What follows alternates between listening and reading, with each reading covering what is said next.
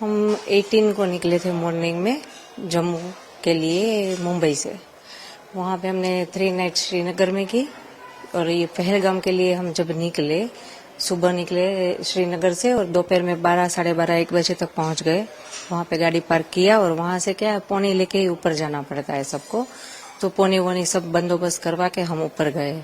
मतलब 2-2:30 बज गए हो गए ऊपर पहुंचे तब। फिर वहां जाके थोड़ा रेस्ट किया, मतलब 5-10 मिनट हुए थे हम वहां पहुंचे ऊपर, और बच्चे को भूख लगी थी तो कुछ नाश्ता वास्ता करने बैठे। इतने में फायरिंग की आवाज आई तो हमने सब तरफ देखा पर कुछ दिखा नहीं। तो हमने शॉप वाले से पूछा कि आवाज कैसी है। वो लोग भी डर गए कि मैडम पता नहीं, हमने भी आज पहली बार सुनी है। और इतनी देर में फिर से वापस वो फायरिंग की आवाज आई तो सबको लगा कि नहीं कुछ तो गलत है, तो सब अपनी जान बचा के इधर उधर छिपने के लिए भागे। पर कहीं छिपने की जगह थी ही नहीं, क्योंकि पूरा तो बाउंड्री किया हुआ था, तो कहाँ कोई भागे, कहाँ कोई छिपे। और इतने में सडनली वो हमारे सामने आके खड़ा हो गया। जो हम इस तरफ झुक के जहाँ पे थे, हमारे सामने तो एक था, बाकी कहीं भी हर जगह सबको घेर लिया था उसने। हमारे सामने जो एक बंदा था उसने ये बोला हिंदू एक तरफ हो जाओ, मुसलमान एक तरफ हो जाओ। फिर उसने बोला कलाम, तो जो मुसलमान थे उसने बोला कि मुस्लिम। फिर उसने बोला कलाम, फिर मुस्लिम, फिर कलाम, फिर मुस्लिम। जो उनका होगा कुछ, हमें तो वो पता नहीं था, क्योंकि मेरे बाजू में जो लेडी थी वो मुस्लिम थी, तो मैं सुन रही थी। जैसे ही वो आतंकवादी कलाम बोलता है ना, तो जो मुसलमान होते हैं वो लोग बोलते हैं मुसलमान। तो वो उसने पूछा, हिंदू को एक तरफ किया और जो भी हिंदू भाई थे सबको शूट कर दिया।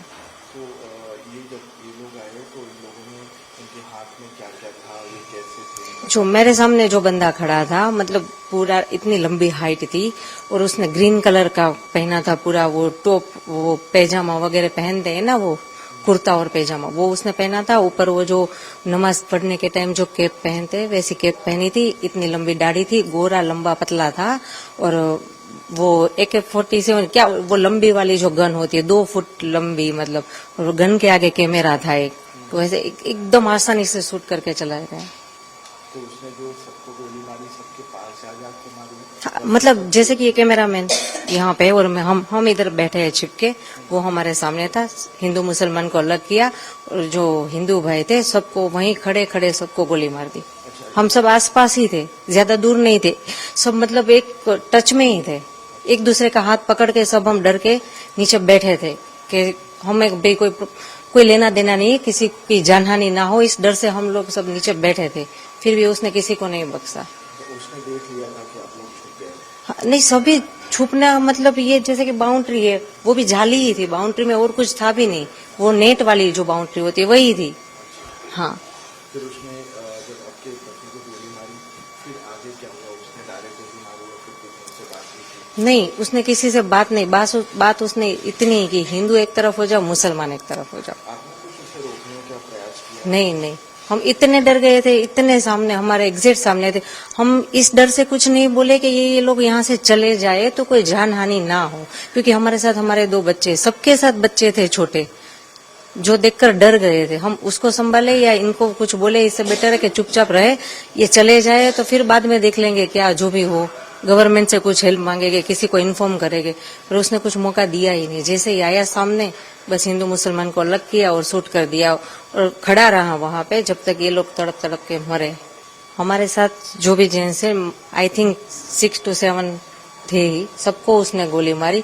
और उसने इतनी नजदीक से गोली मारी ना, मतलब 2 से 3 मिनट में सब खत्म। हमारे सामने ही, जैसे कि मेरे हस्बैंड का सर मेरे गोद में था, मेरे पीछे मेरी बेटी, उसके पीछे मेरा बेटा, ऐसे हम बैठे थे। मैं भी कुछ नहीं कर सकी, कुछ नहीं। जो हिले उसको भी वो गोली मारने का बोला था, तो किसी को हिलना भी नहीं है। उसने महिलाओं को, बच्चों को? हाँ, नहीं मारा। बच्चे जो छोटे थे नहीं मारा, जो बड़े थे, यंग हुए, उसको मारा। और बाकी के ओल्ड एज है तो उसको भी मार दिया। फिर वो किस तरफ गया? वो कुछ पता, उसने सबको हेड डाउन का, मतलब सबके सर नीचे करके, तो मेरे 2 बच्चे थे, मेरे हस्बैंड के सर मेरे गोद में था, तो हम ऐसे करके छुप के बैठ गए थे नीचे देख के कि चाहे वो कुछ भी हमें कुछ ना करे। अब कितना भयावह दृश्य था? बहुत बहुत, मतलब अब तक मूवी में देखा था, रियल में ये जब देखा तब पता चलता है कि ये, मुझे प्रॉब्लम मतलब ताज्जुब इस बात का है कि इतने सारे टूरिस्ट, वहां पे एक बंदा आर्मी या पुलिस का कोई नहीं था।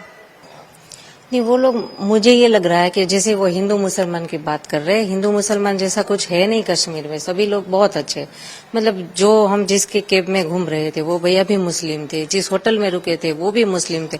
वहां पे ऐसा कोई माहौल नहीं है। ये जो पाकिस्तानी है ना, वो ये बोल बोल के शायद वो झगड़ा करवाना चाहते हैं और अपना फायदा निकालना चाहते हैं। पाकिस्तानी ये था तो आतंकवादी ही जैसा।